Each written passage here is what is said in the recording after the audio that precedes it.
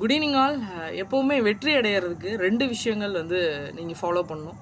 ஒன்று கன்சிஸ்டன்சி, இன்னொன்று பொறுமை. அதாவது கன்சிஸ்டன்சின்றது நீங்கள் தொடர்ச்சியாக ஒரு விஷயத்த செஞ்சுக்கிட்டே இருக்கணும். எந்த விஷயம் உங்களுக்கு வேணுமோ அந்த விஷயத்த நீங்கள் அடையிற வரைக்கும் செய்யணுமே தவிர, நீங்கள் டயர்டாகிற வரைக்கும் செய்கிறது வந்து கன்சிஸ்டன்சி இல்லை. எந்த இலக்கை நீங்கள் குறி வச்சிங்களோ அந்த இலக்கை நீங்கள் போய் ரீச் ஆகிற வரைக்கும் தொடர்ச்சியாக செய்கிறதுக்கு பேர் தான் கன்சிஸ்டன்சி. இந்த கன்சிஸ்டன்சிக்கு ஒரு சின்ன கதை இருக்குது. அதாவது என்னென்னா, ஷார்ட்டாக முடிச்சிடுறேன். ஒரு சீன மூங்கில் விதையை வந்து ஒருத்தர்கிட்ட கொடுக்குறாங்க. அவர் வந்து தொடர்ச்சியாக வந்து அதை வந்து வளர்க்குறதுக்கு முயற்சி பண்ணுறாரு. அதை நட்டு வச்சுட்டு கிட்டத்தட்ட ஒரு 6 வருஷமாக வந்து தண்ணி விடுறாரு. ஒரு துளிர் கூட வந்து விடலை.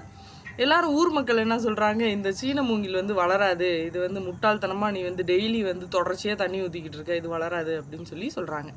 திடீர்னு பார்த்தா 6 வருஷத்துக்கு அப்புறம் ஒரு 6 வாரத்தில் வந்து அந்த சீன மூங்கில் 120 அடி வந்து உயரத்துக்கு வந்து வளர்ந்துருக்கு.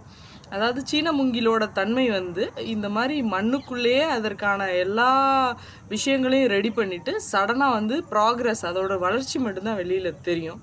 அந்த மாதிரி எப்போவுமே உங்களோட வளர்ச்சி மட்டும்தான் வெளியில் தெரியணுமே தவிர, உங்களோட ப்ரிப்பரேஷன்ஸும் உங்களோட ஹார்ட் ஒர்க்கும் உங்களோட அந்த ஹார்ட் ஒர்க்கில் நீங்கள் படுற கஷ்டங்களும் இதெல்லாம் வந்து வெளியில் தெரியறனால எந்த மக்களும் வந்து உங்களை அனுதாபங்களை தெரிவிக்க மாட்டாங்க. எல்லோரும் ஏளனம் தான் படுத்துவாங்க உங்களை. அதனால் இந்த சீன மூங்கில் எப்படி வளரலன்னு சொல்லி உங்களை வந்து டம்ப் பண்ணுவாங்களே தவிர வளர்ச்சிக்கு என்ன வேணுன்றதை வந்து உதவி செய்ய மாட்டாங்க. அதனால வந்து உங்களோட ஹார்ட் ஒர்க்கும் உங்களோட கஷ்டமும் உங்களுக்குள்ளேயே இருக்கட்டும். உங்களோட வெற்றியை மட்டும் நீங்கள் வெளியில் கொண்டு வரணும், வெளியில் தெரியப்படுத்தணும். அதுக்கு வந்து இந்த கன்சிஸ்டன்சி வந்து ரொம்ப முக்கியம். எந்த இலக்கை நீங்கள் நினச்சிங்களோ அந்த இலக்கை அடையிறதுக்கு வாழ்த்துக்கள். என்னதான் வின்னிங் வித் ஏஐயாக இருந்தாலும் மனுஷனோட மூளையில் நிறைய கொள்திறன் இருக்குது, கெப்பாசிட்டி இருக்குது. அதில் வந்து தேவையான விஷயங்களை போட்டு நிரப்பிட்டா அது வந்து உங்களோட வளர்ச்சிக்கு வந்து ப்ராக்ரெசிவ் வேல வந்து அது போகும். அதை வந்து எம்டியாக வச்சுட்டிங்கன்னா இட்ஸ் லைக் எ டஸ்ட்பின். நீங்கள் வந்து தேவையில்லாத பொருட்கள்லாம் அதில் போட்டு நிறச்சிட்டிங்கன்னா அது உங்கள் வளர்ச்சிக்கு உதவாது, உங்களை பின்னோக்கி இழுத்துட்டு போயிடும்.